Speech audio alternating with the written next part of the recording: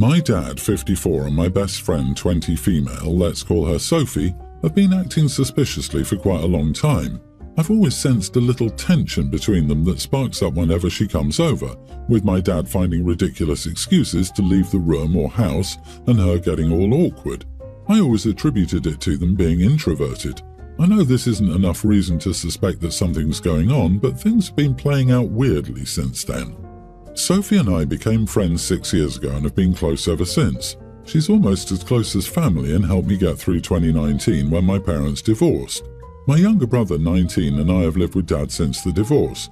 Sophie and I used to hang out at least 5 to 6 times a week, but lately it's come down to us hanging out only twice a week, uni being the reason behind it, and I respect that, hence I didn't pry any further. Returning to the topic, the last time we hung out it was her place and we were getting down to our PJs after an engagement party we'd attended. The plan was to catch up on our skipped movie nights for the past 2 months. So she was taking a shower while I sat in my PJs on her bed, and that's when I noticed a bracelet on her nightstand. I found it to be really pretty, but by the time she returned I'd already long forgotten about it. Fast forward to 3 days ago, my dad and I were tracking the shipment details of my aunt's birthday gift when a very familiar bracelet caught my eye in the past orders list. Amazon has it, and I immediately recognized it as the one I'd seen on Sophie's nightstand, or at least it was completely identical to it. Another reason that fueled this very weird suspicion was when my dad abruptly cancelled a family dinner about 2 months ago, calling it a work emergency, so we simply decided to reschedule it. Having no other plans, I called up Sophie at around 7 p.m, only for it to be answered on the first ring.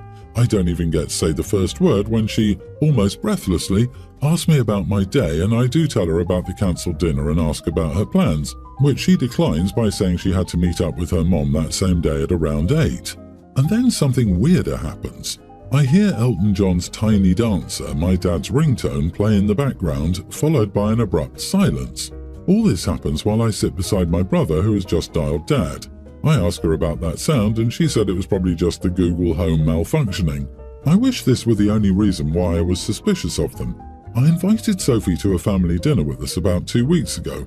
My younger brother was bringing his longtime girlfriend, so my dad said it would be a good idea to see if Sophie wanted to join us too, which was odd, but I thought he just didn't want me to feel left out.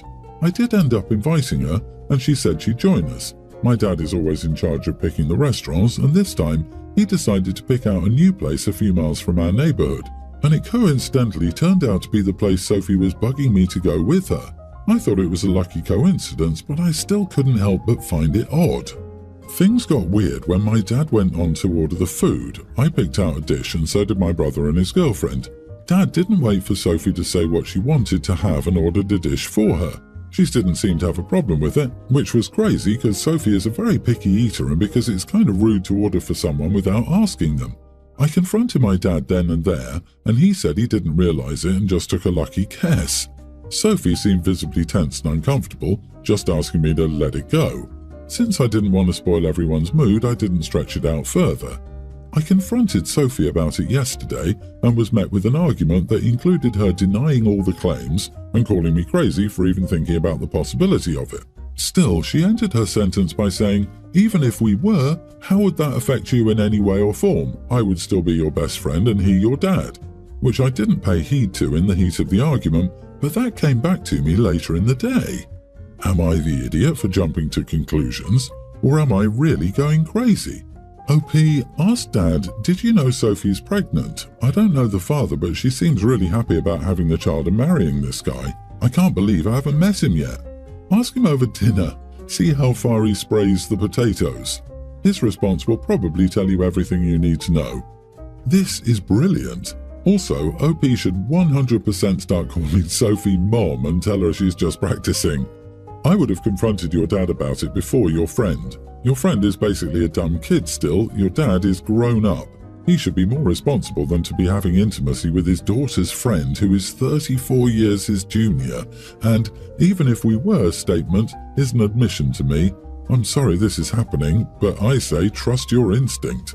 You're not crazy and you're not the idiot. I would tell her the friendship is over. Your dad is screwing your best friend, who he has known as your friend since she was a teen.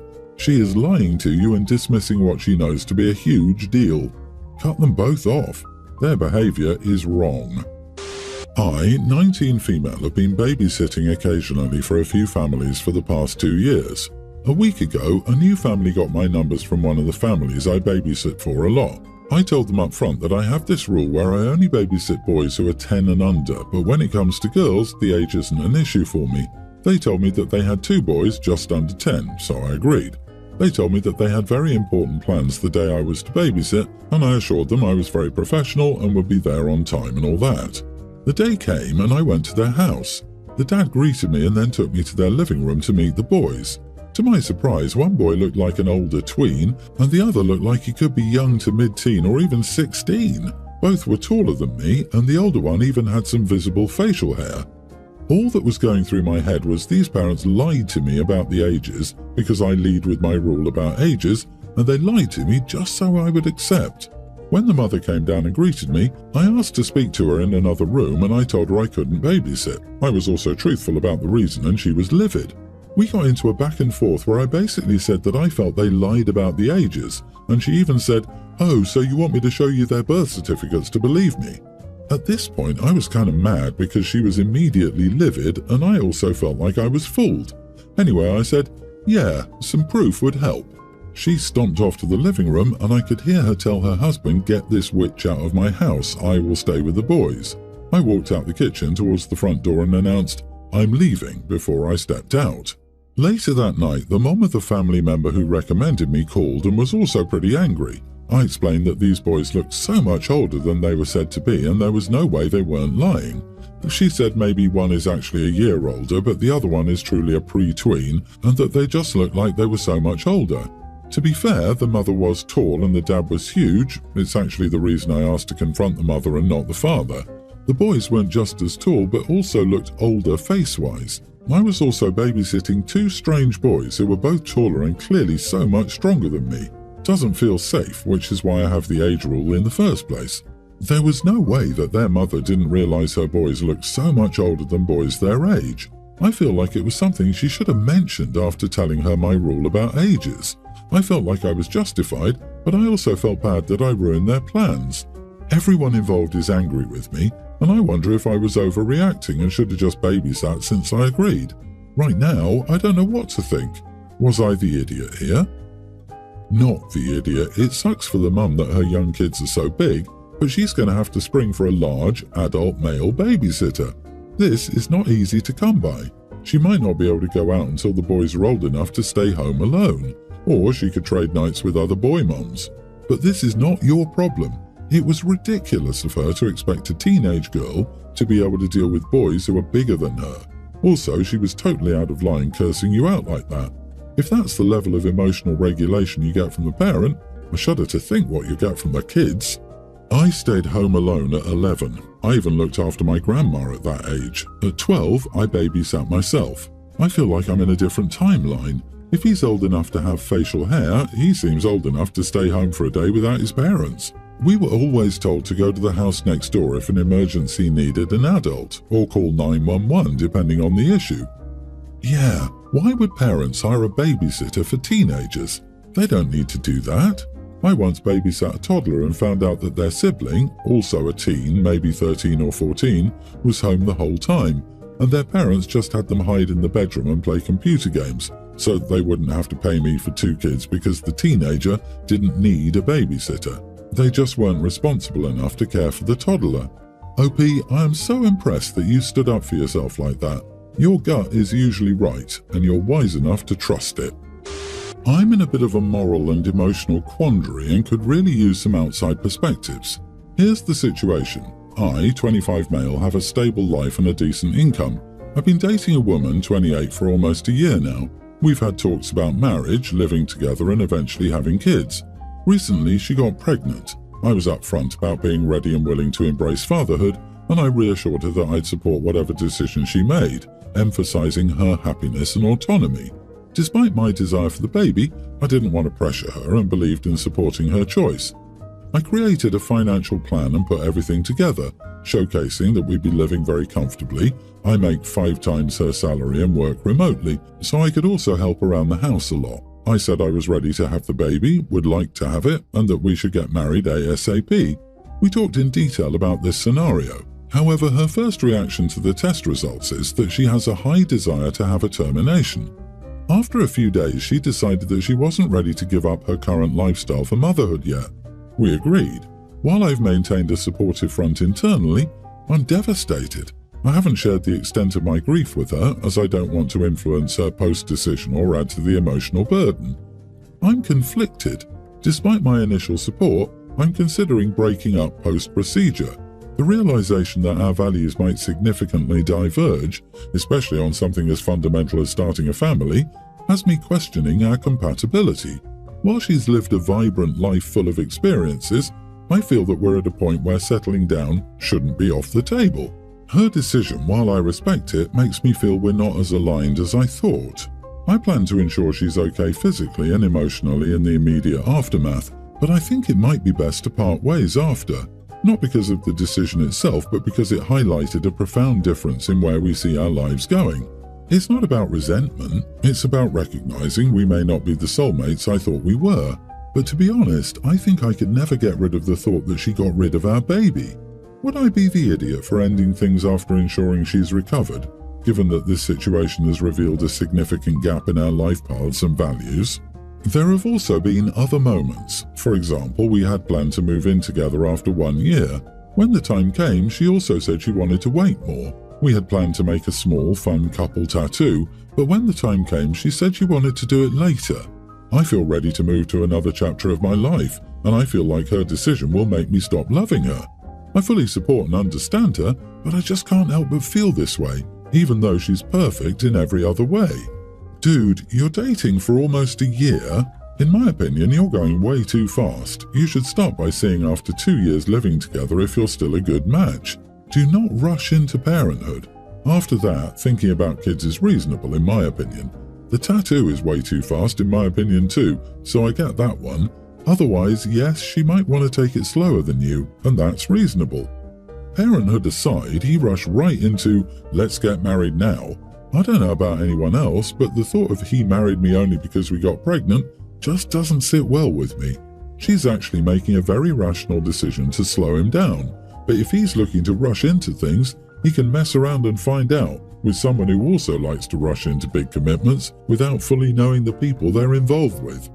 OP is definitely immature and not ready for parenthood. I could also help around the house.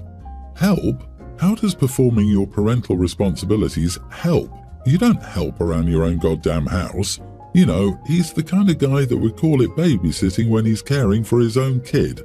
You are the idiot. Stop rushing her. She seems sensible, as you two haven't been dating that long. I think you should break up with her because it seems you desire a relationship, not necessarily her. My 42 male wife, 39, is a high school dropout. But obviously she's so much more than that, and never once did I ever give the fact that she had fewer hours in a classroom than some other women a second thought. This is a sore subject for me because peers would judge us about her getting a GED. My wife was already a busy stay-at-home mom, and my family business made enough for the both of us. My wife didn't need a GED to be what she already was, funny and engaging. Despite her struggles with classroom learning, she was always open to listening and absorbing information that I was excited about. In the end, I concluded they just used it as something to feel superior to my wife. My son Ben, teen, has unfortunately sunk neck deep into the concept of influencing. He is obsessed to the point where he's blown his allowance money on courses and influencer events that advertise lessons on how to build a following. It's gotten bad enough that I've considered changing the rules of his allowance to impose restrictions, because these courses offer nothing of value except some false hope with all the buzzwords desired by their teen target audience.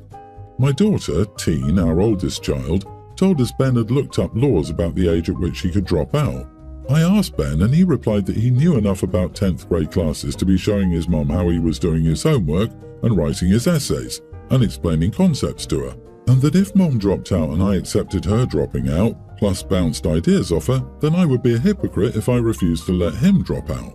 This made everything very frustrating because I didn't want my wife and I to deal with a son who was being pig-headed with unrealistic dreams, but I wouldn't have Ben's situation be one where swipes are taken at my capable wife.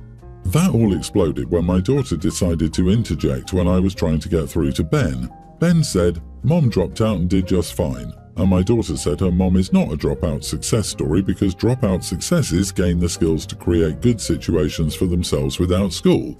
But her mom's situation is determined mostly by other people's decisions and emotions. That was so out of line that I had to send her to her room and ask that she give her iPad and phone to me. She could use a computer in my office to do assignments because she was clearly hearing this argument from somewhere. My wife, luckily, hasn't been involved in these conversations, so she didn't hear this, and hopefully never will. Am I the idiot? You are the idiot. Your daughter wasn't lying and wasn't trying to be rude or disrespectful. She's correct. Your wife's comfortable position in life is due to your love for her and your strong partnership. If you die or lose interest in her, her circumstances could rapidly deteriorate. Your daughter knows this and was giving an accurate assessment and was trying to support you in talking to your son. You should apologize to your daughter. If you think your wife is not at a disadvantage, you're more delusional than your son. His wife could be brilliant, but I hope he has a large life insurance policy. She won't have good job opportunities if she tries to enter the workforce. Dude, your wife is doing okay because she doesn't need an education to be a stay-at-home mom. That's what your son needs to know. Mom is doing great, but she has no salary. If his goal is $0, he's on track. I hope you apologize to your daughter. Also, make sure your dummy of a son stays in school and doesn't drop out to be an influencer. There are also not a lot of women lining up to be sugar mamas for useless boys who want to make it big on social media. Stay-at-home dads are a thing, but usually successful women marry men with a similar educational background, and the decision is made because her career out-earns his. Women aren't generally content with baristas and waiters with ambitions to be stay-at-home parents. Does your son think he will land a sugar mama being one of a million influencers? LMFAO. His plan to get a following is not a business plan. That is a pipe dream. For every big influencer, there are tens of thousands of failures.